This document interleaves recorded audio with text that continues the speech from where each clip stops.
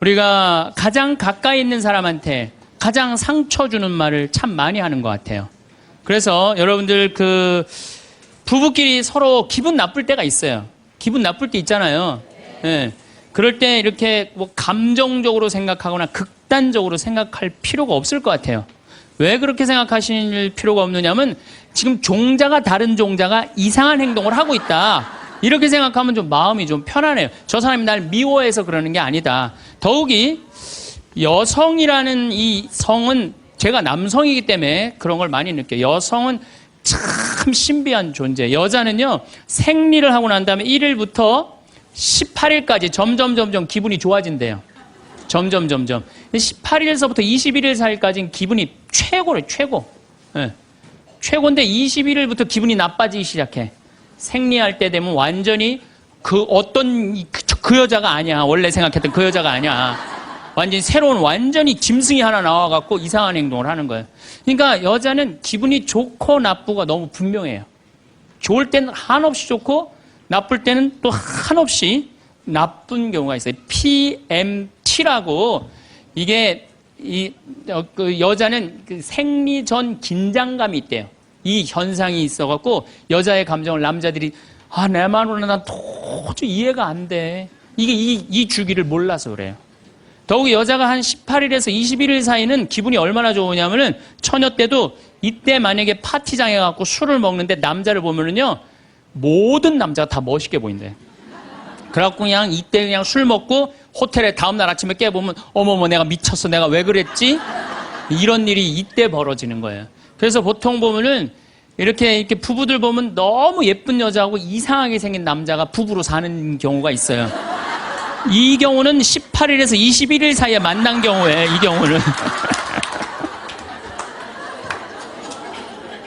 전혀 어울리지 않는데도 같이 사는 경우가 있어요. 그걸 뭐 번개 맞은 사랑, 운명 같은 사랑 그런 거 아니에요. 그런데 이게 결혼할 때만 이런 현상이 일어나는 게 결혼하고도 계속 이 주기가 반복되는 거예요. 그러니까 남자들도 이걸 이해를 못하니까 답답한 거. 저 여자가 왜 저러나? 느닷없이 왜 신경질을 부리지? 또 느닷없이 너무너무 잘하고. 이런 주기, 본인들도 아마 그런 주기에 대한 인식이 있으실 거예요. 인간이라는 게 그렇게 복잡한 것 같아. 근데 옛날에는 이렇게 복잡해도 몰라도 됐어요. 그냥 참고 살고 그냥 견디고 살고 성당에서 십자가 생각하고 참으라고 그러면은 그냥 참고 그리고 옛날에 제가 20년 전만 해도 신부님 남편이 때려요. 남편이 바람 펴요. 그러면 저도 그랬어요. 참고 살으라고. 왜? 참고 좀만 참으면 죽으니까 그냥. 죽으니까 참고 살라고 그랬어요. 그 옛날엔 더 했죠. 그 옛날에는 뭐 100년 전, 200년 전에는 참고 살면 둘 중에 하나 아무나 빨리 죽으니까 그냥, 근데 요즘은요, 한 40살 된 사람이 남편이 때려요, 바람 펴요, 빚만 만들어놔요 이러면요, 참고 살라고 얘기하기가 참 두려워요. 왜냐하면 참고 100년을 더 살아야 되는데, 그거는 또 다른 형벌이거든요. 그러니까, 여러분들도 이제는 남자라는 이 동물을, 짐승을, 종자를 이해를 하셔야 돼요. 남편을 이해하라는 게 아니에요. 남자가 생겨먹은 게 어떻고 또 여기 있는 우리 형제님들은 여자가 생겨먹은 게 그러면 훨씬 좀 덜 싸울 거예요. 덜 크크크 치치치 카카카 된다니까.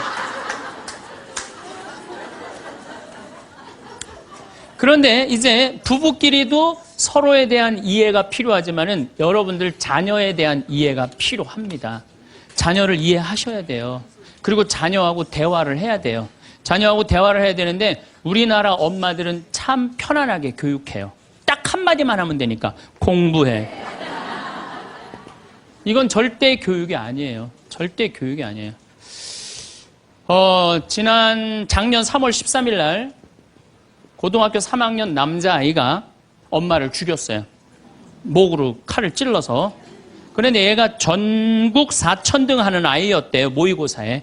전국. 근데 엄마는 전국 1등 하라고 그래요. 전국 1등. 나는 전교 1등은 들어봤어도 전국 1등은 처음 들어봤어요. 전국. 자식한테 전국 1등을 하라고 강요한 엄마는 처음 들어봤어요. 근데 얘는 전국 4천등이면요. 서울대 들어가요. 왜냐면 1년에 서울대 4,000명 정도 뽑거든요. 4,000명 정도 뽑으면 뭐 카이스트, 경찰대 뭐 이런 데 다 빠지면은요. 서울대 들어가고도 남아요. 그런데 얘는 전국 63등으로 고친 거야. 63등인지 62등인지. 내가 고등학교 때 반에서 받은 등수야, 얘가야, 고등학교. 그런데 엄마가 이 성적표를 받아보고 아이를 야구방망이 골프채로 8시간을 두들겨 팼다는 거예요. 엄마가 전국 1등 하라고 그랬더니 왜 전국 62등 하느냐. 근데 3월 14일이 무슨 날이냐면 학부용 진학 상담하는 날이야. 얘는 전국 62등도 8시간 두들겨 맞았는데 이거 전국 4,000등 걸리면은 나는 죽는다. 그래갖고 엄마를 미리 죽인 거예요. 얘 지금 감옥에 가 있어요. 1차 재판 끝났어요. 3년형인가 지금 나왔어요. 나는 얘는 엄마를 죽였다고 생각하지 않아요. 시험 감독관을 죽인 거예요. 시험 감독관을. 근데 우리는 자녀들한테 공부하라는, 왜 공부해야 되는지, 인생에 대한 철학, 삶의 진리 이런 얘기 전혀 하지 않아요. 그냥 무조건 공부하라. 무조건 공부하라 그래. 그러니까 애들이 왜 공부해야 되는지도 모르고 부모가 하라고 그러니까 지겨워도 하는 거예요. 그러니까 부모가 지겨운 거예요. 부모가 지겹고 부모하고 말을 섞기 싫고. 여러분들 맨날 초등학교 이제 한 5학년만 되면은 남편이 맨날 술 먹고 들어와. 남편이 요즘 경기가 안 좋아갖고 400만 원을 벌어야 되는데 150만 원밖에 못 벌어. 400만 원을 벌었는데 150만 원밖에 못 벌어. 그래갖고 남편이 걱정이 돼갖고 맨날 술을 먹고 들어와요. 그러면은 엄마가 한다는 소리가 그래요. 지겨워 죽겠어. 뭐하러 나오고 결혼했어. 술하고 결혼하지. 내가 이혼을 하든가 말든가 해야지. 아빠는 맨날 술 먹고 들어오고. 초등학교 5학년만 되면은 여자의 초등학교 5학년 애들 눈치가 빨라요. 아, 우리 집이 지금 심각하구나.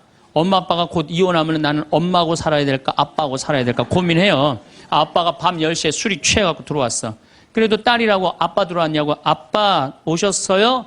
아빠가 한다는 소리가 우리 딸 이리 와. 아빠가 안아줄게.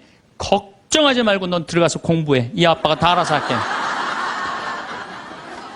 아니 엄마는 이혼한다는데 뭘 다 알아서 한다는 거야. 근데 엄마는 지겨워 죽겠어. 내가 이혼하든지 말든지 이런 소리 하면요. 얘는 마음 잡고 공부 못합니다. 공부하란다고 공부하는 게 아니거든요. 정말 지혜로운 엄마는 어떤 엄마인 줄 알아요?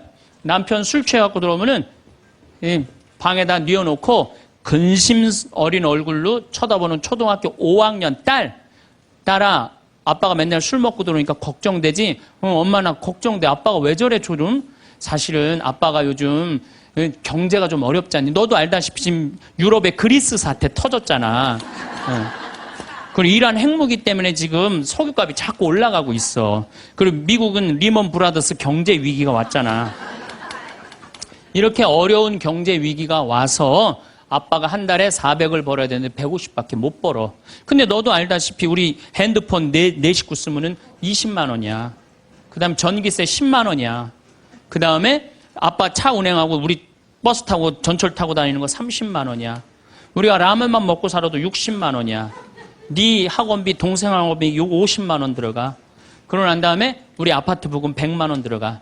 한 달에 최소한 250은 있어야 되는데 150밖에 6개월 동안 아빠가 지금 이렇게 우리 집이 마이너스야. 그래서 아빠가 저렇게 근심 걱정이 돼서 저렇게 술을 먹고 들어오니 네가 좀 이해를 해줬으면 좋겠다. 이렇게 말하면요, 얘는 방에 들어가서 고민해요. 우리 집을 위해서 내가 도대체 뭘 해야 될까 고민해요. 그런데 우리는 자녀들한테 이런 얘기 일체하지 않아요. 일체하지 않고 너는 들어가서 뭐 하라고 그래? 공부하라고 그래. 그러니까 애들이 공부를 왜 해야 되는지 모르잖아요. 유대인들은요, 초등학교 1학년만 되면은 왜 우리가 이 초막절을 지내야 되는지, 왜 우리가 과월절을 지내야 되는지, 할머니, 할아버지는 어떻게 살았고, 엄마, 아빠는 어떻게 살았고, 다 얘기해줘요. 그러니까 우리나라 애들은, 이스라엘 애들은 초등학교 1학년 때도 철드는 거예요. 우리 역사, 이런 역사 안에서 내가 살아가야 되는구나. 제가 지난 3월 달에, 내가 이제 다음 겨울에, 12월 달에 그 강의를 이제 말씀을 드릴 거예요. 3월 달에 이스라엘에 초청을 받아서 갔다 왔어요. 근데 마침 내가 그 사막 체험을 했는데 그때 이스라엘의 영재 아이들이 거기 왔었어요. 천재 아이들이죠. 근데 이스라엘은 고등학교 3학년 18살만 되면요, 무조건 군대 가야 돼요. 3년. 남자고 여자고 다 3년. 근데 걔네들이 전부 다 의대 합격한 애, 공군사관학교 합격한 애, 다 그런 애들이야. 그래서 내가 물어봤어요. 니네들은 18살만 되면은 군대를 간다는데 너희들 정말 군대 가고 싶느냐? 내가 물어봤는데 걔네 눈빛이 반짝반짝 그러면서 나는 이 나라를 위해서 가겠다는 거예요. 그리고 그냥 가는 것도 아니고 반드시 가고 그냥 기쁘게 가겠다는 거예요. 얘네들은 역사, 의식, 가정의식 다 있는 거야. 그러니까 우리나라 애들은 20년 동안 역사 얘기도 안 듣고 사람 살아가는 도리 얘기도 안 듣고 무조건 뭐만 하라고 그래? 공부만 하라고 그래. 제가 얼마 전에 내 친구의 친구가 세상을 떠났어요. 근데 그 세상 떠난 사람 여자예요. 근데 고등학교 2학년 딸이 있고 대학교 1학년 아들이 하나 있는 거야. 그런데 이 엄마가 딸을 깨워야지 딸은 일어나서 학교를 가는 거예요. 근데 10시가 됐는데 엄마가 안 깨운 거야. 엄마가 왜 나를 안 깨웠지? 10시가 됐는데 부엌에 가보니까 심장마비로 죽은 거예요. 심장마비로 죽었는데 아들이 이제 올라왔죠. 지방대학 다니면서. 아들이 올라왔는데 아들이 장례 때 하나 울질 않더래요. 우리 친구가 가서 보니까. 그리고 그냥 슬퍼하질 않더래요. 그런데 장례하는 날 아빠한테 그러더래요. 아빠, 나 내일 MT가 있는데 나 그거 꼭 가고 싶은데 나 어떻게 하면 좋으냐고. 나 내일 MT 가게 해달라고 그러더래요. 철이 안 들은 거죠. 그런데 여러분들, 얘가 철이 왜 없을까요? 누가 이렇게 철없이 키웠을까요? 부모가 철없이 키운 거예요. 뭐 하라고 그런 거야? 공부하라고 그러는 말 외에는 한 얘기가 없는 거예요. 공부하라는 얘기. 우리 집에 이 형제가 4형제. 근데 우리 둘째 형이 머리가 나빠요. IQ가 99에. 난 126인데. 근데 우리 둘째 형이 중학교 1학년 때 어느 날 갑자기 공부를 잘하는 거예요. 반에서 1, 2등을 하는 거예요. 그리고 좋은 고등학교 가고 좋은 대학 나와서 대기업 하고 요즘 아주 그냥 번듯한 회사의 사장이에요. 그래서 내가 3년 전에 형한테 물어봤어요. 형은 IQ가 자기 항상 그러니까 난 99밖에 안 된다고. 형은 IQ가 99밖에 안 되는데 왜 이렇게 공부를 잘하고 사회에서 이렇게 정말로 남들 부러워하는 자리까지 올라갔느냐고. 왜 IQ가 99밖에 안 되는데 왜 갑자기 공부를 잘하느냐고 내가 물어봤어요. 근데 형이 이런 말씀을 저한테 하더라고. 형이 신부님, 내가 중학교 1학년 때 아버지가 간 수술했어요. 큰 간 수술을 했어요. 난 초등학교 4학년 때 기억나요. 아버지 병원에 가면 천도복숭아 따먹었던 거 기억나요. 그리고 아버지가 퇴원을 하고 다음날 허리를 구부리고 출근을 하시더래요. 근데 우리 형이 보니까 어머니가 그랬대. 여보, 며칠 쉬었다가 나가라고. 그렇게 허리를 구부리고 어떻게 출근을 하느냐고. 근데 아버지가 그러더래요. 나는 내 자식 먹여 살리고 공부시키려면 오늘부터 나가야 된다고. 그리고 일주일 동안 이 99짜리 IQ가 지켜본 거예요. 일주일 동안 지켜보면서 자기가 그런 생각을 했대요. 내가 저 아버지를 위해서 해야 되는 건 공부다. 그래갖고 이 99 IQ가 코피가 터져가면서 공부를 한 거예요. 근데 그 아들은 내가 봐도 그때부터 효자인데 지금까지도 효자예요. 왜? 부모의 삶에 동참했기 때문에. 여러분들은 자녀를 여러분들의 삶에 얼마나 동참시키세요? 어제 내가 평창에서 강의를 했는데 할머니 한 분이 평생 한 번도 그런 얘기 안 했대, 자식한테. 먹여주고 재워주는 거 외에는 한 게 없다는 거예요. 여러분들, 개는요, 10마디 알아듣는데요. 기다려, 앉아, 손, 엎드려, 이 정도 알아듣는데요. 그리고 원숭이는 한 30마디 알아듣는데, 자기네들끼리도. 사람은 적어도 하루 한 집에서 살면서 10,000마디는 해야 된대요. 근데 우리가 자녀들한테 무슨 얘기해? 일어나, 밥 먹어, 학교 가, 숙제, 공부해, 시험은 10마디 정도밖에 안 한 거야, 20년 동안. 어떤 하느님을 사랑하는 거, 사람을 사랑하는 거, 살아가면서 사람의 도리, 우리 집안의 내력, 그런 얘기 생전 안 하는 거예요, 생전. 내가 어떤 고민을 하는지, 내가 어떤 갈등 속에서 사는지, 아빠하고 어떤 추억이 있는지, 그런 거 전혀 모르는 거예요. 밥만 먹여주는 부부. 그러니까 10마디 이상 안 하는 거예요. 그러니까 내가 자녀를 키우면서 계속 들어가서 공부해 10마디 이상 안 한 이 집은 무슨 집이냐? 개 같은 집이에요, 개 같은 집.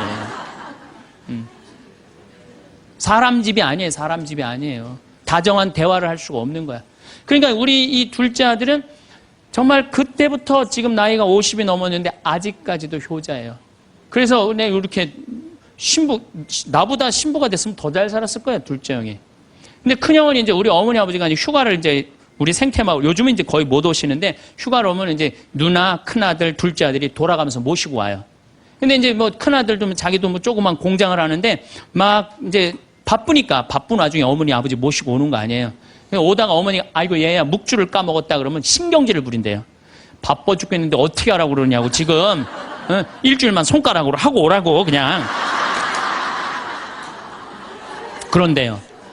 근데 둘째 아들은 어머니가 딱 이제 아들 둘째 아들이 태우고 평창에 오다 얘야 묵주를 까먹었다 그러면 둘째 아들은 그런데 우리 어머니가 저한테 해준 얘기예요. 어머니 걱정하지 마세요. 톨게이트 앞에서도 그런데 어머니 걱정하지 마세요. 차 돌리면 되죠 뭐. 그리고 그 차를 돌려갖고 30분 동안 집에 가서 그 묵주를 찾아서 모셔다 드린다는 거야. 그러니까 부모가 불편한 게 싫은 거야. 왜? 이 자식은 중학교 1학년 때부터 누구의 삶에 동참한 거야? 부모의 삶에 동참한 거야. 여러분들은 자녀들을 언제부터 삶에 동참시켰어요? 부모가 속이 썩는지 아빠가 힘든지 고통스러운지 그런 건 하나도 얘기 안 하잖아요. 그리고 너는 뭐만 하면 돼? 공부만 하면 되는 거야.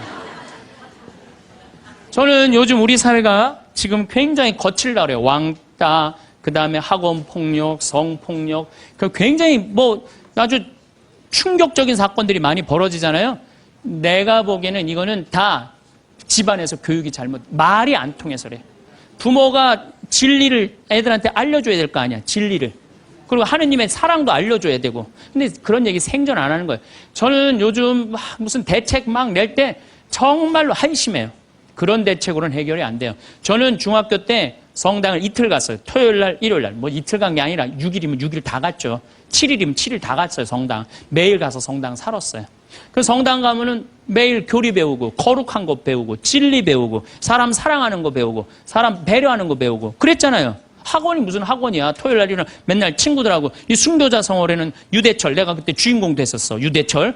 연극하고, 성탄 때는 또, 성가 연습하고. 문학적으로, 심성적으로 신앙생활을 했을 때는 아이들이 거룩하고, 그 중에 또 뭐 신학교 간 뭐 학사님 있으면 그 학생이 너무너무 부러우면 나도 한번 신부로 살아볼까? 또 수녀원 간 사람 있으면 또 이 여자아이들도 나도 저렇게 아름다운 수도자로 살아볼까? 그런 문화가 있었다고요. 근데 우리 천주교만 그런 게 아니라 자라보면 교회 다니는 애들, 절에 다니는 애들 다 그렇게 자랐어요. 그러니까 심성이 예쁘게 자라는 거죠. 근데 요즘 애들은 뭐만 해요? 공부만 해요. 그러니까 심성이 예쁘게 자랄 수가 없는 거예요. 아무리 대책을 발표해봐요. 소용이 없는 거예요.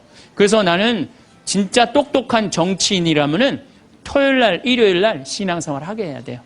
똑똑한 정치인들이라면. 그 문화생활 하게 해야 돼, 애들이. 절대 공부를 하면 안 돼요. 토요일 날, 일요일 날은. 그렇게 자라면은 우리 사회가 굉장히 건강해지고 거룩해지고 진리가 충만한 나라가 될 거예요. 공부한다고 되는 일이 아니에요. 공부한다고.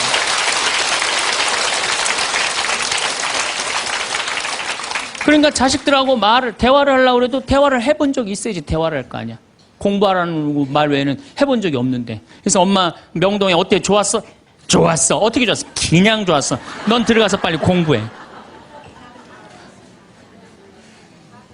자, 그렇다면은 내가 어떻게 하면 대화를 잘할 수 있을까? 말을 잘할 수 있을까? 첫 번째, 들어라. 우리가 이게 부족해요. 듣는 게 부족해. 우리나라 사람들이 듣는 게 부족해. 제가 평택에서 본당 신부할 때 교우가 한 5,000명 됐었어요. 본당 신부 혼자 하는데 하루에 고해성사를 200명, 300명이 보는 거예요. 너무너무 힘든 거야. 그러니까 내가 주일날 막 교우들이 1분 이상 고해를 하면 막 신경질이 나는 거야. 그러니까 할머니들이 그냥 신부님 내가 6.25 때 시집 와갖고 그냥 독자 집에 시집을 왔는데 아들을 하나 낳았어요. 아들을 하나 낳았는데 그놈이 독자라고 내가 너무 오냐오냐 해서 키우다 보니까 이놈을 장가를 보냈는데 이놈이 이혼을 해갖고 손자를 나한테 맡겨갖고 내가 지난주에 그 손자 찾으러 다니느냐고 주일미사를 빠졌어요. 아, 주일미사 빠졌는데 왜 6.25 전쟁부터 시작을 해. 그래서 내가 그래요. 저 교우들한테 항상 교육할 때 죄는 간단히 죄 진 것만 얘기해라. 과정은 설명하지 말고. 그러니까 참 교우들도 죄 결론만 얘기하는 게 참 답답할 거 아니야. 고해소에서 그 답답한 속을 털어놔야 되는데 신부님은 막 200명, 300명 주름 기다리고 있고. 근데 내가 능평이라는 데 본당 신부를 딱 갔는데 교우가 500명이야. 딱 10분의 1이야. 고해소에 들어가고 성물돌 끝났는데도 들어오는 사람이 아무도 없는 거야. 너무 심심한 거예요. 그래갖고 이제 고해소에 딱 들어오면 너무 반가운 거예요. 그래갖고 신부님 저 시어머니를 미워했어요. 그럼 평택에서는 4계명 부모에게 효도하라고 그랬는데 미워하면 안 된다. 예수님이 십자가 생각하고 시어머니한테 잘해라. 딱 간단해. 그렇게 했는데 능평에서는 이자매 나가면 이제 아무도 안 들어오니까 이자매 나가면 아무도 안 들어오니까 내가 뭐라 그러냐면 왜 시어머니를 미워하는데요? 뭐 내가 시집을 왔더니 그냥 손자하고 그냥 고모하고 그냥 남편만 하고 나는 그냥 완전 식모 취급하고 친정에도 못 가게 하고 그러면 안 되지. 그 시어머니 며느리한테 밥 얻어먹으면서 정신 나간 시어머니네. 그러면은 그 자매가 신이 나는 거지. 신이 그것뿐만 아니라 내가 혼수 살림 얼마나 구박을 많이 받았는지 몰라요. 그러면은 내가 이제 아유 정말 늙으면 그 정말 다 그래. 하여튼 자매님 참 그런 집에서 힘들게 산다 그러면 막 눈물 콧물 흘려가면서 시어머니 욕을 바가지로 해요. 그러면서 자매가 신부님 이렇게 시어머니 욕해도 되느냐고 걱정하지 말라고 여긴 비밀이 지켜지는 데니까 걱정하지 말라고. 한 20분 정도 막 시컷 시어머니 욕하면은요, 대부분의 며느들이 뭐라 그러냐면, 신부님 꼭 시어머니가 있어서 불편한 것만은 아니에요. 시어머니가 애도 봐주고, 반찬도 이런 거 저런 거 해줄 때는 나 너무너무 좋아요. 그런 것도 있어요. 예. 신부님 이번 사순절을 맞이해서 내가 우리 성가정 만들려니까 내가 시어머니한테 내가 잘할게요. 뭐 잘하면 좋죠. 반찬도 맛있게 하고 한 번 더 웃으면서 얘기할게. 아유 훌륭하십니다. 나는 한 게 아무것도 없어. 아유 그러느냐고. 그러면 자기가 고해하고 자기가 훈화하고 자기가 보속하고 자기 결심까지 다 하기가 나가. 말은요 들어주기만 하면 돼요. 여러분들 친구들하고 무슨 상담할 때 지적질할 필요 하나 없어요. 나이 50, 60 넘어갖고 너 그러니까 네가 그 꼴로 사는 거야. 그러면 그 자기 속 얘기하는 사람이 너 그러니까 그 꼴로 사는 거야. 그럴 때 아유 맞아 내가 그래서 내가 이 꼴로 사나 보다. 그럴 것 같아요. 기분 나빠할 것 같아요. 당연히 기분 나빠하죠. 당연히. 우리 집에 많은 그 중고등학교 학교 다니기 싫어하는 애들을 데리고 와요. 요즘 내가 바빠서 거의 상담을 못 하는데 데리고 오면은 얘가 학교를 안 간다는 거예요. 중학교 2학년, 3학년 애가 학교를 관두겠다는 거예요. 그러면 내가 많은 경우 상담을 하면은 거의 90%는 그랬던 것 같아요. 너 학교 많이 다니기 싫으니? 네, 다니기 싫어. 그럼 관둬. 뭐 다니기 싫은데. 신부님한테 다니라고 설득하러 데리고 왔는데 신부님이 뭐라 그래? 나는 이제 그렇게 마음 먹고 애가 오는 거예요. 저 엄마가 날 저기까지 데려간 거는 나를 학교를 다시 다니게 설득을 시키려고 저 신부를 만나게 해주는구나. 근데 내가 관둬. 뭐하러 다녀? 내가 엄마한테 자세히 얘기해 줄 테니까 너 관둬. 근데 왜 다니기 싫은데 이유가 뭐야? 그럼 공부도 따라가기 힘들어. 그래 맞아. 한번 따라지면 그거 못 따라가. 너 있잖아. 너는 머리로 살 놈이 아니라 내가 보기엔 몸으로 살 놈이다 너. 너 우리 생태마을에 와갖고 농사나 져라. 그러면 이제 자기 친구 얘기, 부모한테 섭섭한 얘기 다 해요. 그럼 얼마나 힘들었겠니? 그 다니기 너 수업 시간에 조는 이유가 있지. 이해를 해야지 알아서 볼 거 아니야. 이해도 안 되는데 눈 뜨고 쳐다보고 있는 거 쉽지 않지. 심이 그거 어떻게 알았냐. 다 내가 옛날에 해봐서 알아. 한 1시간 동안 얘 공감, 동감 해주고 고개만 끄덕여주면요. 얘네들이 거의 끝날 때 뭐라 그러는지 알아요? 신부님 막 그래도 아무리 생각해봐도 중학교는 졸업해야 될 것 같아요. 아니야. 중학교 졸업할 필요 없어. 나중에 네가 철 들으면 졸업해도 돼. 자퇴 그냥 하는 걸로 하자. 아니에요, 신부님. 중학교 졸업하는 게 나을 것 같아요. 그래? 그러면 가서 한번 다녀봐. 다니다 힘들면은 꼭 나한테 얘기하면 내가 꼭 엄마한테 얘기해 줄게. 그래서 중학교, 고등학교, 대학 졸업한 애들 많아요. 아직도 연락하는 애들이 많아요. 신부님 감사하다고. 그러면 내가 아이하고 면담할 때 엄마들이 나한테 이렇게 신부님 무슨 얘기 했느냐는 거예요. 무슨 얘기? 난 한 얘기 아무것도 없어요. 그냥 고개만 끄덕여 준 거예요. 그런데 여러분들은 자녀들한테 대화할 때 뭐를 얘기해요? 조금만 고생하면 너 괜찮을 텐데 왜 그 고생을 안 하느냐? 너 저 2년, 3년만 지나면 대학 들어가면 너 마음대로 할 텐데 너 공부해. 걔는 지금 지옥 같은데. 그러니까 강요하는 거야. 대화가 아니야. 대화가. 그러니까 안 되는 거예요. 인도에는요. 대화를 하면은요, 이호덕 선생님이라고 글 우리말 쓰기 아주 돌아가셨는데 책 잘 쓰는 분 계셔요. 그분 책에 그런 내용이 나와요. 인도에 여행을 하는데 사람들이 대화를 하면서 그러더래요. 아차 그러더래요. 아차. 얘네들이 우리나라처럼 뭐 물건 까먹어 아차 그러나 그랬대요. 근데 학교 수업에 갔는데 애들이 선생님을 보고 아차 그러더래요. 그래서 그게 무슨 뜻이냐 그러니까 내가 지금 네 이야기를 들어주고 있으니까 네 말이 맞다라는 뜻으로 내가 아차 해주는 거. 네 말이 사람이 지금도 고개를 끄덕이는 분들 그게 참 중요해요. 고개를 끄덕이는 게 중요한 거예요. 그래서 나는 이렇게 교우들이 상담 오거나 우리 신부들이 가끔 상담 올 때도 있어요. 특히 신부들이 상담 올 때는 내가 거의 말 안 해요. 자기네들 다 하니까 고개만 끄덕여 주는 거예요. 고개만. 그럼 뭐 관두겠다 뭐 이런 신부들도 그냥 계속 고개만 끄덕여 주는 거예요. 한 3시간, 4시간 계속. 그러면 3시간, 4시간 정도 이제 가겠다고 일어나잖아요? 그럼 내가 못 일어나요. 너무 흔들어갖고 어지러워서. 그런데 놀랍게도 답을 찾아가는 신부들이 많아요. 답을 찾아가서 사제로 잘 살아요. 내가 여러분들 나이 30, 40 넘어서 답 모르는 사람이 있어요. 인생에 답 모르는 사람이 있어요. 근데 내가 지금 저 사람한테 내 얘기를 하는 건 이 답답한 속을 좀 알아달라는 얘기예요. 그러니까 대화의 기본은 판단하지 않고 들어주는 거예요. 판단하지 않고 그냥 그 사람 마음에 공감해 주는 거예요. 두 번째, 내가 대화 다 잘하고 싶다. 이기려 하지 마라. 우리가 이 대화에 이게 뭐예요? 이 쥐래. 이기려고. 말하면 내가 꼭 저 사람을 설득해서 이기려고 그래. 근데 여러분들 설득이 돼요? 안 돼요. 내 남편도 설득이 안 되는데. 그렇죠? 내 자식도 설득이 안 되는데 남이 설득이 되겠어요? 그러니까 종교 얘기, 정치 얘기, 이데올로기 얘기 이런 얘기는 하는 게 아니에요. 근데 그냥 꼭 내가 어디 강의 가면 제일 당황스러운 게 그거야. 신부님 이번에 대통령 어떻게 될까? 신부님 박근혜에 대해서 어떻게 생각하느냐고. 이거 미치는 거예요. 이 사람이 전라도 사람인지 경상도 사람인지 아니면 이 사람이 페미니스트인지 아니면 남성 우월주의인지 모르잖아요. 그러니까 그런 정치 얘기를 끊을 때 싸움이 일어나게 돼 있는 거예요. 그리고 그건 설득이 안 돼요. 사람은요, 안 변합니다. 웬만하면 안 변해요. 변하기가 쉽지가 않아요. 여기 계시면 여러분들 변할 것 같아요? 변하기 쉽지 않아요. 이스라엘 백성이 400년 동안 이집트에서 종살이 했어요. 그리고 이제 이스라엘에 딱 들어가려고 그러는데 조금 더 걸렸어요. 왜? 하느님이 가만히 보니까 종살이 하던 습관을 못 버리는 거야. 계속 불평하고 자기 스스로 뭘 해나가야 되는데 하느님이 고민을 하다가 얘네들은 안 바뀌겠다. 400년 동안 이 몸에 배갖고 그래서 이제 이집트는 떠나왔으니까 어떻게 40년 동안 보름이면 가요. 그 이집트에서부터 이스라엘까지 보름이면 가는 거리인데 40년을 떠돌아다니면서 그 노예살이에 몸에 뱉던 사람을 다 죽여요. 그리고 완전히 새로운 사람만 다 들어가요. 다시 태어난 사람만.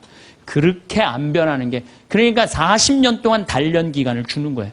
또 예수님도 부활해갖고 왔는데 사람들 변했어요? 안 변했어요. 변한 사람 없어요. 12 제자만 변하고 그런 거지. 사람은 안 변해. 근데 여러분들이 너 이렇게 살아 그런다고 살아요 그 사람이? 그러니까 대화할 때 싸워서 이길 수가 없어요. 싸워서 이기려 하지도 말고. 제가 이렇게 평화방송에 이제 요즘 방송이 계속 나가잖아요. 한 번만 내보냈으면 좋았을 걸. 뭘 그렇게 계속 내보내. 아주 괴로워 죽겠어요 저는. 방송에 똑같은 강의 내용 계속 그래서 이거 녹화하는 거예요. 똑같은 거 너무 내보내지 말고 새 거 내보내라고 내가 지금 녹화하는 거예요.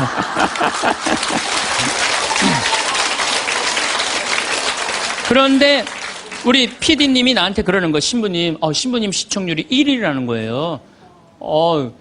정말 기분이 좋더라고요. 그리고 이제 평화방송 다시 보기에도 보면은 댓글이 고맙다 막 쫙 올라와 있어요. 자긴 종교가 다른데도 내 걸 본대요. 그런 분들도 많아. 그런데 딱 한 사람이 천주교 성직자 맞음 이렇게 썼어요. 성직자 맞음 이렇게 썼어. 기분 굉장히 나쁘게. 왜? 내가 행복농 강의하면서 평화방송 다시 보기를 하면 1,000원을 내야 돼요. 1,000원을 받으면서 내가 행복농 강의하니까 너 가증스럽다 이거야. 너 성직자 맞냐 이거. 천주교 신부 맞느냐 이거예요. 그러니까 네가 진짜 행복농 강의 제대로 하려면 받지 말아라 이거예요.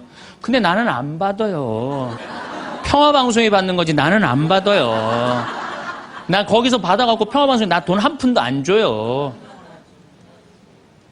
그리고 300K로 보면 무료로 볼 수 있어요 또. 그 사람은 내가 싫은 거야. 내가 그냥 본질적으로 싫은 거야 내가.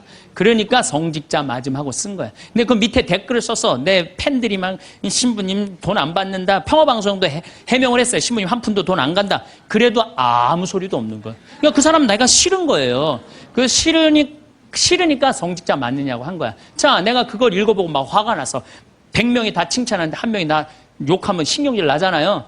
그래갖고 내가 밑에 댓글에다가 너 나하고 한 번 만나서 싸우자. 나 돈 안 받는다. 나한테 사과해라. 그래야 될 것 같아요? 무시해야 될 것 같아요? 그걸 잘 아는 사람들이. 아니 무시해야 되는 걸 그렇게 잘 아는 사람들이 주위 사람들한테 그렇게 싸워서 이기려고 그래요. 우린요 인생을 살아가다가 무시해야 되는 사람들이 참 많아요. 여러분들 야구 아시죠? 야구.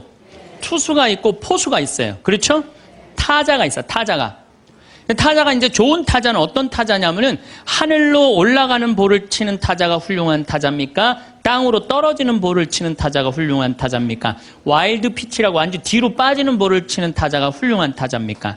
아니면 스트라이크를 제대로 골라서 이 스트라이크를 치는 타자가 훌륭한 타자입니까? 그렇죠. 스트라이크 들어오는 걸 쳐도 3할 10번 중에 3번을 못 쳐요.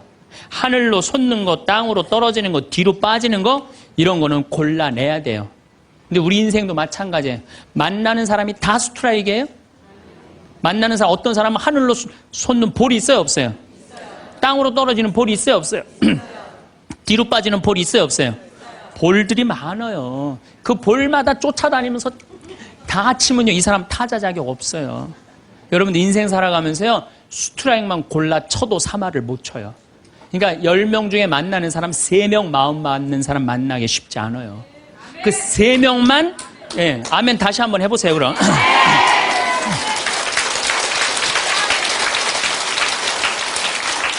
그 3명하고만 잘 사귀어도 여러분들 행복해요. 근데 그 7명 때문에 마음 뺏길 필요가 없다는 거예요.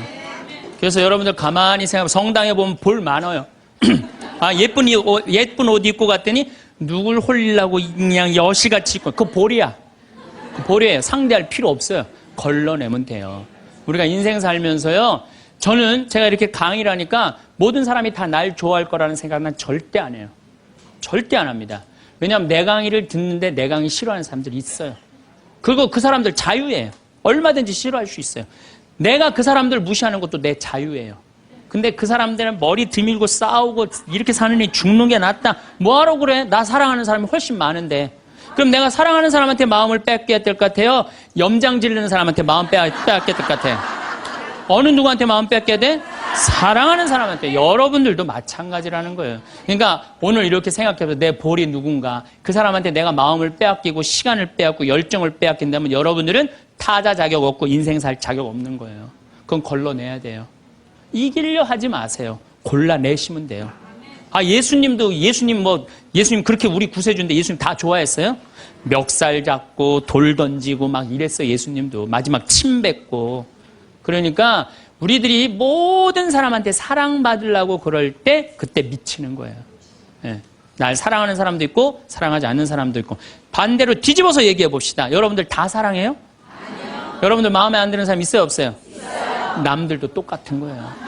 그렇게 생각하면 스트레스 받을 일이 하나도 없죠. 예. 그냥 내 맛있는 거 집 잡혀서 사 먹으러 다니면 돼. 자, 세 번째, 대화를 잘하려면 지는 법을 배워야 돼요. 이기려 하지도 말지만 지는 법을 배워야 돼요. 여러분들, 우리가 살아가면서 이걸 대한민국이 못해요. 아니, 내가 맨날 이겨야만 돼? 1등만 해야 돼? 2등 할 수도 있고, 꼴등 할 수도 있고, 내가 달리기 하면 달리기 잘하고, 노래하면 노래 잘하고, 그림은 그림 잘해. 다 잘해야 돼요? 그렇지 않아요. 애들한테 지는 법을 알려주면요, 애들이 잘 살아요. 근데 너 꼭 1등 해야 돼. 너 남들하고 해서 해야 돼. 얘네들 나중에 부러지게 돼 있어요. 지는 법을 가르쳐요. 제가 이제 호주에 이제 강의 갔다가 우리 생태마을에 여름에 환경 교육을 해요. 아이들이 한 300명 정도 왔어요. 주일미사 이제 딱 토요일 날 들어와서 주일미사를 딱 하는데 300명이 앉아서 미사를 하더라고요. 근데 미사를 하는데 우리 생태마을은 여름에 더우니까 우리가 아이스크림을 직접 만들어서 판매를 해요. 애들. 그러니까 애들이 이제 아이스크림 사 먹는 재미로 그냥 왔다 갔다 하잖아요. 근데 이제 이 300명이 주일날인데도 불구하고 아이스크림 사 먹느냐고 돈을 다 써버린 거야. 주일날 미사를 하는데 헌금을 하는데 헌금을 안 하는 거예요. 300명이 전부 다 헌금 봉투를 다 패스를 하는 거예요. 그런데 원주교구 구곡성당 아이들이랑 대구교구 무슨 산지성당, 성지성당인가 두 성당 50명만 헌금을 다 하는 거예요. 얘네들은 헌금을 남겨둔 거죠. 남겨두고 헌금을 계속 하더라고요. 나는 이렇게 앉아서 보는데 걔네들이 너무 예쁜 거예요.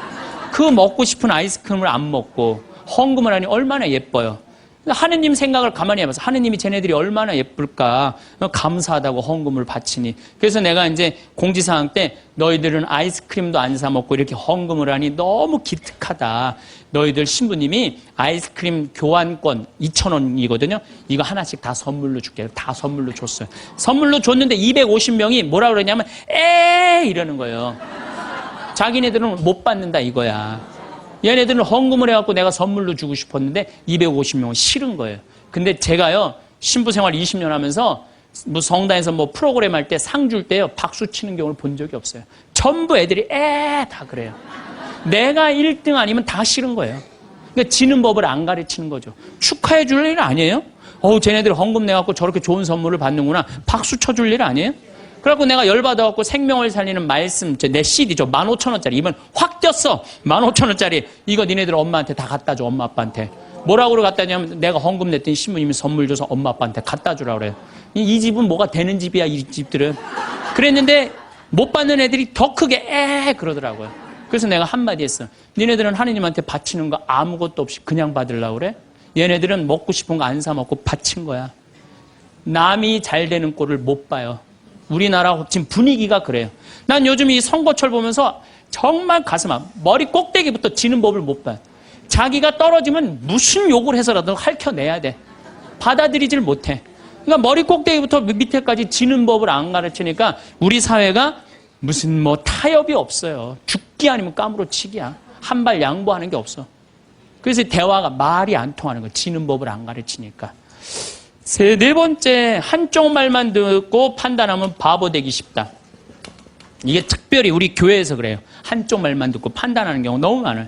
그렇죠? 내가 막 신부 됐을 때 우리 자매들이 신부님, 나는 남편이 때리고 바람피고 술 먹고 빚지고 너무너무 불쌍하더라고요. 왜냐면 얼마나 불쌍해. 여자가 시집으로 왔는데 남편이 때리고 바람피고 빚지고 기쁨이 하나도 없잖아요. 막 그것도 여자가 이쁜 여자가 울면 더 이쁘잖아 또 막. 그래갖고 정말 이렇게 불쌍한 자매 어떻게 하면 좋은가. 마음이 안타까웠어요. 이 어떻게 도와주면 좋은가. 근데 한 10년째 됐는데 어떤 자매 하나가 성당 활동 열심히 하는 자매 하나가 남편도 내가 보기엔 굉장히 젠틀한 사람이야. 괜찮은 사람이야. 근데 해가 어스름하게 지는데 성당 마당에서 울면서 신부님, 나는 겉보기에는 멀쩡해도 속으로는 시어머니, 시아버지, 남편 때문에 속이 썩는다고. 이 자매가 이렇게 어려운 가운데서도 반짝반짝 웃으면서 교회 봉사를 했구나. 마음이 짠하더라고. 그래서 이 자매를 한번 꼭 끌어안아줘야 되나 어떻게 되나 막 고민을 하고 있는데 그날따라 남편이 퇴근을 하고 성체조배 성당에 오는 거예요. 멀리서 남편이 보이는데 막 울다가 남편 욕하고 시댁 욕하다가 이 자매가 눈물을 싹 훔치더니 그 우는 모습은 온데간데 없이 반짝 웃으면서 자기야 웬일이야 그래서 막 뛰어가더라고요. 내가 그날 이후부터 여자의 눈물은 한쪽 눈물만 믿어요. 아직 누구 얘기 안 들어봤어? 남편 얘기 안 들어본 거예요. 남편 얘기. 그리고 내가 이제 신부된 지 20년 되는데 내가 요즘 깨달은 게 있어요. 부부 문제는 껴드는 게 아니야. 부부 문제는 누구만 알아? 부부만 아는 거예요. 부부만 해결해 준다고 껴들 일이 아니더라고요. 부부만 아는 거야. 여러분들 성당에서도 마찬가지예요. 성당에서도 되게 소문을 한쪽만 들어요. 신부님이 맨날 어떤 여자랑 맨날 밥 먹으러 놀러 다닌다. 어떤 자매가 얘기했어. 그 자매는 그 신부님하고 친하고 싶은 자매야. 근데 그게 안 되니까 욕을 하는 거지. 그 내가 들었어. 야, 신부님이 정말 그래? 그 자매랑 정말 친해? 나 신부님 그렇게 안 봤는데. 이 바보 판단하는 거예요. 자, 여러분들, 내가 이 자매한테 그 얘기를 들었으면 신부님한테 찾아가세요. 찾아가고 물어보세요. 신부님 그 자매랑 지금 친하게 맨날 밥 먹으러 다닌다는데 맞느냐고. 자, 그렇게 확인할 용기 있으세요, 여러분들? 그럼 판단하지 마세요. 가서 확인할 길이 없으면 어떻게 해야 돼? 판단하지 말아야 돼. 그리고 내가 정말 신부님, 수녀님 비밀 들었어. 내가 지금 입이 근질근질해. 내가 꼭 얘기하고 싶어. 얘기하세요. 하는데 누구한테 얘기해야 되면 걔한테 얘기하세요.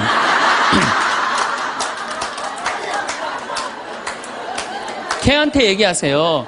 걔는 말을 옮깁니까? 안 옮깁니까? 안 옮겨요. 사람은 옮겨요. 그래갖고 그 공동체를 깨트리는 경우도 많아요. 그 공동체를 깨트리는. 우리가 신앙생활하면서 얼마나 잘못하는 것 중에 하나가 한쪽 말만 듣고 판단하는 거. 그래서 신앙생활하는 사람 머리가 더 복잡해. 너무나 이상한 소리를 많이 들어갖고. 제가 미국에 강의를 갔는데 자매들이 그러는 거야. 어떤 유명한 신부님이 은퇴하고 장가를 갔다는 거예요. 그래서 아니, 그분이 장가 갈 분이 아닌데 내가 그래. 근데 또 갔는데 또 이번엔 또 다른 대학 유명한 교수 신부님이 은퇴해갖고 장가를 갔다는 거예요. 둘 다 장가를 갔다는 거예요. 여자를 알기를 돌같이 보던 분들인데.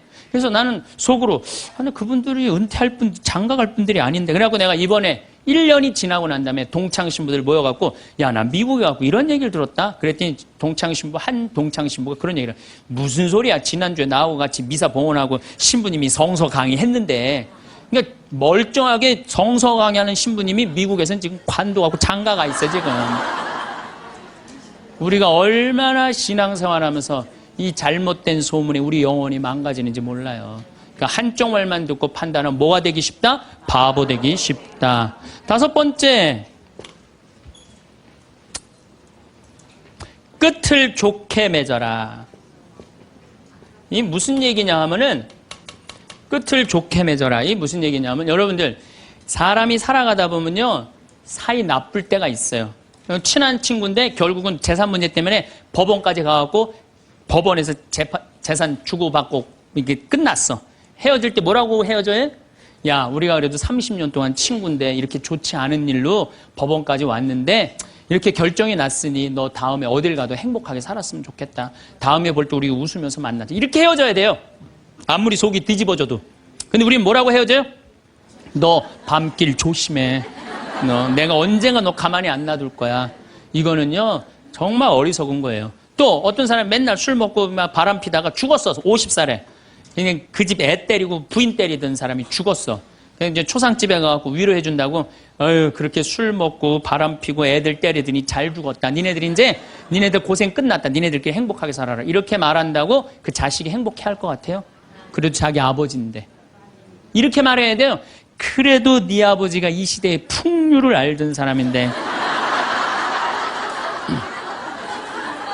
너무 안타깝다. 얼마나 멋있는 사람이었는데 정말 마음이 아프다.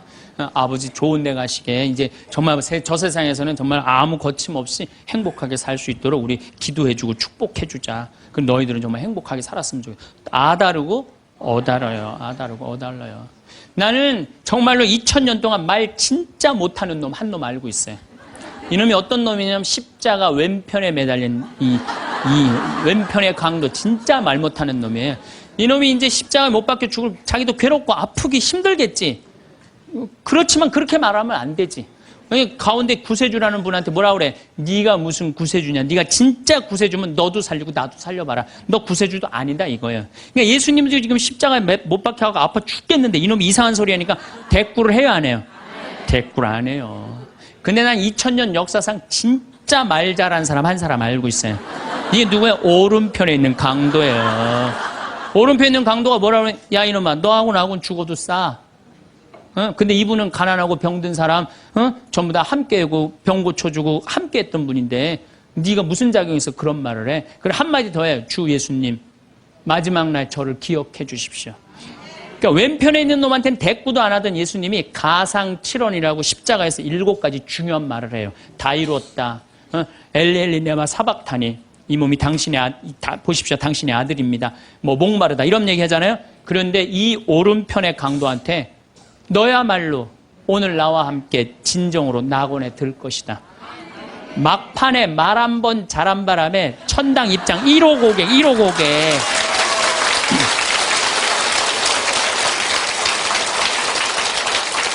여러분들 우리가 사람이라는 것이요, 이 말이요 복을 불러일으키기도 하고 화를 불러일으키기도 해. 구원까지 결정될 수 있는 게 말이에요. 그래서 나는 이 기가 막힌 말을 어떻게 쓰고 있느냐, 제가 성서 한 구절 좀 읽어드리겠습니다. 자세히 알아보기 전에 꾸짖지 마라. 먼저 생각해보고 나서 질책하여라. 듣기 전에 대답하지 말고 남이 말하는 도중에 끼어들지 마라. 너와 상관없는 일로 다투지 말고 죄인들이 시비를 가릴 때 자리를 함께 하지 마라. 꼭 성당에서 신부님 욕하는데 모여갖고 그냥 같이 하는 사람들 위험한 데 앉아 있는 거예요. 죄인들이 시비를 가리는데 자리를 같이 하지 말아요. 하지 마세요. 빠져나오세요. 예, 그건 하느님이 판단할 일이지 여러분들이 판단할 일은 아니라는 거예요. 혀를 절제하는 이는 갈등 없이 살고 뜬 소문을 싫어하는 이는 잘못을 덜 저지르리라. 절대 말을 옮기지 마라. 아무것도 잃는 것이 없으리라. 말을 안 옮기면 잃는 것이 없어. 말을 너무 옮기고 싶어. 누구한테 얘기해? 개한테 얘기하세요. 개한테. 어떤 말을 들었으면 죽을 때까지 묻어두어라. 이게 집회서에 나오는 말씀이에요. 여러분들 저 사람 판사인데 이 둘째 부인은 아들이래. 내가 알고 있어. 근데 그걸 얘기를 해야 될까요? 죽을 때까지 묻어둬야 될까요? 죽을 때까지 묻어둬야 돼요. 어리석은 자는 들은 말 때문에 아이 낳는 여자처럼 진통을 겪으리라. 온갖 소문을 듣고 그냥 진통을 겪는 거야. 어리석은 자의 뱃속에 든 말은 사람의 넓적다리에 밝힌 화살과 같다. 중상하는 자와 한 입으로 두말하는 자를 저주하여라. 그들은 평화로이 사는 많은 사람들을 멸망시켰다. 그래서 여러분들 말이라는 거는요 너무 중요한 거예요. 그래서 난 과연 생명을 살리는 말씀을 하는 사람이냐, 좋은 열매를 맺는 말 씨를 뿌리는 사람이냐, 입만 열면 공동체를 파괴하고 상대방 가슴에 멍을 들게 하는 말투를 던지는 사람이냐, 이거 잘 생각하시고 여러분들은 생명을 살리는 말씀을 전하는 분들이 되고 좋은 열매를 맺는 말 씨를 뿌리는 분들 되기를 바라겠습니다. 우리가 매일 주고받는 말들 속에는 보이지 않는 강물이 흐릅니다. 때로는 잔잔한 위로를 건네고 때로는 서로의 마음을 이어주는 든든한 다리가 되기도 합니다. 하지만 무심코 던진 말 한마디가 관계에 예기치 않은 파문을 일으키기도 하니 말의 힘은 실로 놀랍습니다. 우리의 말은 단순히 생각을 전달하는 도구를 넘어 우리 자신을 비추는 거울이자 타인과 연결되는 창문과도 같습니다. 어떤 말을 선택하느냐에 따라 우리의 내면이 드러나고 우리가 살아가는 세상의 빛깔 또한 그에 따라 만들어갑니다. 때로는 말로 다 표현되지 않은 진심이나 숨은 의도마저 미묘한 분위기를 통해 전달되기도 하는 것을 보면 소통의 깊이는 참으로 헤아리기 어렵습니다. 이처럼 말 한마디가 우리의 정서적 안녕과 삶의 질에 실질적인 영향을 미칠 수 있음을 기억하는 것은 중요합니다. 따뜻한 말 한마디가 하루를 밝히고 서로의 존재를 더욱 소중하게 느끼게 하는 순간들을 우리는 삶 속에서 종종 경험합니다. 때로는 말과 말 사이에 침묵조차 깊은 의미를 전달하기도 하며 이 모든 언어적 상호작용에는 서로를 존중하는 마음과 신중한 책임감이 필요함을 느끼게 됩니다. 오랜 시간을 함께한 부부의 모습을 떠올려 봅니다. 수십 년 세월의 강물이 흘러도 여전히 서로의 마음 전부를 헤아리기 어려울 때가 찾아오곤 합니다. 같은 풍경을 바라보아도 느끼는 감상이 다르고 같은 일에 대해서도 생각의 결이 다를 수 있습니다. 오랜 익숙함이 때로는 새로운 이해를 가로막는 안개가 되기도 합니다. 공유된 역사가 주는 편안함 이면에는 이미 다 안다는 생각에 빠져 상대방의 변화하는 내면을 간과하는 함정이 숨어 있을 수 있습니다. 척하면 알겠지 하는 기대 대신 나는 이렇게 느껴요. 당신 생각은 어떤가요? 하고 조심스럽게 마음의 창을 여는 노력이 필요합니다. 때로는 자신의 연약한 부분을 진솔한 언어로 나누는 용기가 오랜 관계에 새로운 깊이와 신뢰를 더해주기도 합니다. 매일 건네는 작은 감사의 말, 덕분에 든든해요. 오늘도 수고했어요. 같은 따뜻한 표현들은 오랜 관계에 마르지 않는 샘물처럼 생기를 불어넣습니다. 진정한 사랑은 완벽한 일치가 아니라 서로의 다름을 따뜻하게 바라보며 끊임없이 이해하려는 지속적인 관심 속에서 깊어집니다. 이처럼 서로를 새롭게 알아가는 기쁨은 오랜 약속을 더욱 의미 있고 생동감 넘치게 만들어줍니다. 한평생을 함께하는 여정은 서로라는 깊고 넓은 세계를 날마다 새롭게 발견하고 배워가는 과정 그 자체일지도 모릅니다. 우리보다 젊은 세대, 자녀나 손주들과 마음을 나누는 일 또한 참으로 소중한 일입니다. 때로는 그들의 생각이나 행동이 낯설고 어렵게 느껴질 수도 있습니다. 각 세대는 그들만의 고유한 경험과 시각을 가지고 세상을 살아갑니다. 어른 세대가 삶의 경륜과 지혜를 나눈다면 젊은 세대는 빠르게 변화하는 세상에 대한 새로운 통찰과 감각을 더해줄 수 있습니다. 그들의 시선을 통해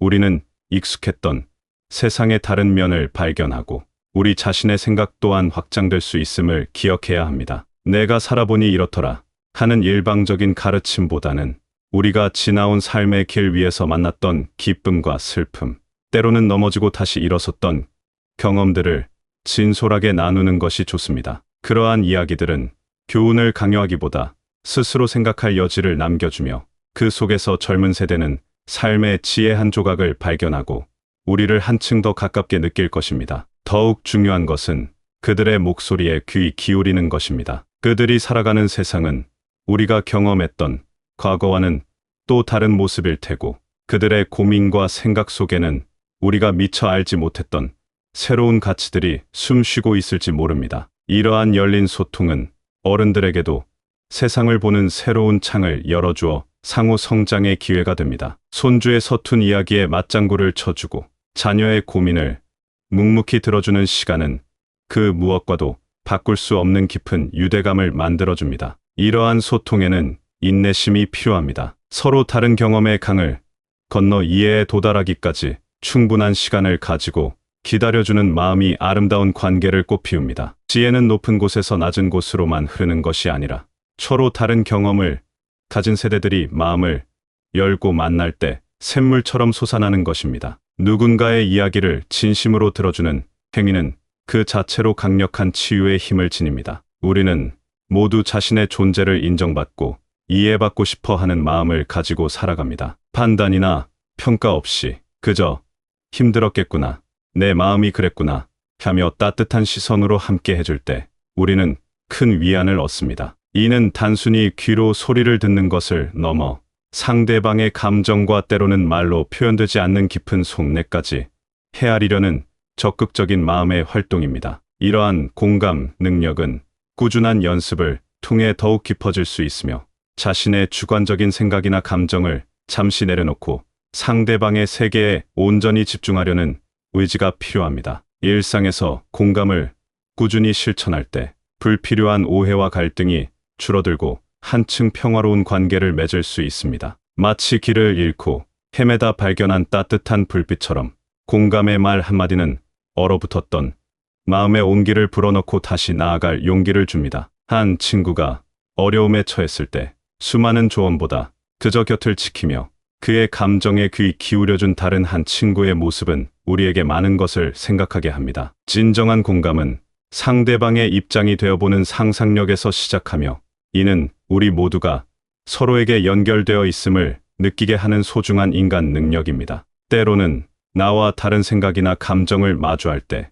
그러한 다름을 너그러이 받아들이고 이해하려 노력하는 용기가 필요하기도 합니다. 이처럼 작은 관계 속에서 공감을 실천하는 일이 모여 더 넓은 세상을 향한 따뜻한 시선을 키워나갈 수 있습니다. 우리가 하는 말들은 허공으로 흩어지는 듯하지만 실은 듣는 이의 마음에 깊은 흔적을 남깁니다. 어떤 말은 아름다운 그림처럼 남아 오래도록 기분 좋은 미소를 짓게 하고 어떤 말은 가슴에 박힌 작은 가시처럼 두고두고 아픔을 주기도 합니다. 우리가 가정에서 그리고 만나는 사람들과 나누는 대화는 그 공간의 분위기를 만들고 관계의 색깔을 결정합니다. 고맙습니다. 사랑합니다. 수고했어요.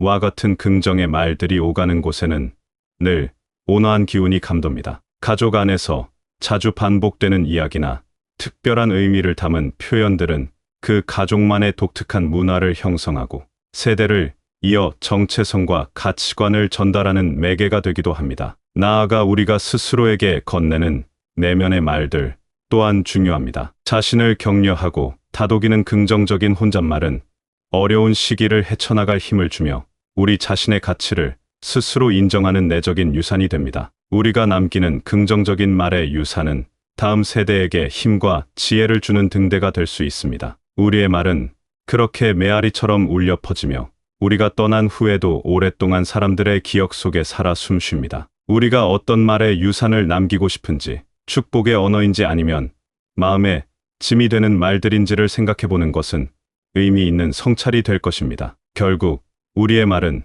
우리가 살아온 삶의 이야기, 우리가 세상에 남기는 발자취의 일부가 됩니다. 어떤 이야기와 어떤 발자취를 남길지는 매 순간 우리가 선택하는 말에 달려 있습니다. 삶의 여정에서 우리가 주고받는 말 한마디, 한마디는 생각보다 훨씬 큰 의미를 지닙니다. 따뜻한 말, 서로를 이해하려는 노력, 진심으로 귀 기울이는 자세는 우리의 관계를 풍요롭게 하고 삶 전체를 더욱 아름답게 가꾸어 줍니다. 의식적으로 좋은 말을 선택하고 타인의 마음에 온기를 전하려는 작은 노력들이 모여 우리 자신과 주변 사람들의 삶의 빛을 더할 수 있습니다. 이는 단번에 이루어지는 것이 아니라 매일의 관계 속에서 꾸준히 마음을 기울여야 하는 지속적인 연습과 같습니다. 우리가 건네는 따뜻한 말 한마디가 다른 이에게 긍정적인 영향을 주고 그 온기가 또 다른 이에게로 퍼져나가는 선한 파급 효과를 그려보는 것도 즐거운 상상입니다. 이처럼 신중하게 말을 선택하는 행위는 타인에 대한 존중일 뿐 아니라 스스로의 품격 지키는 일이기도 하며 우리 모두가 더불어 살아가는 세상을 조금 더 조화롭게 만드는 데 기여합니다. 오늘 가장 가까운 이들에게 마음을 담은 한마디를 건네보는 것은 어떨까요? 그 말 한마디가 서로의 마음을 잇는 가장 따뜻한 선물이 되고 우리 삶을 의미와 연결, 그리고 평화로 가득 채우는 소중한 씨앗이 될 수 있을 것입니다. 이처럼 말을 통해 마음을 나누는 삶은 우리 자신에게도 깊은 충만감을 선사하며 각자의 가치를 실현하는 아름다운 길이 됩니다. 지나온 모든 순간이 소중한 경험으로 빛나듯 앞으로의 날들 또한 여러분의 따뜻한 말 한마디로 더욱 아름답게 채워질 수 있습니다. 마음에서 우러나오는 진솔한 언어는 언제나 가장 큰 힘을 지니며 주변에 긍정적인 기운을 불어넣습니다. 여러분의 삶 속에 늘 다정한 말들이 넘쳐나기를, 그리하여 매일매일이 희망과 온기로 가득하시기를 진심으로 응원합니다.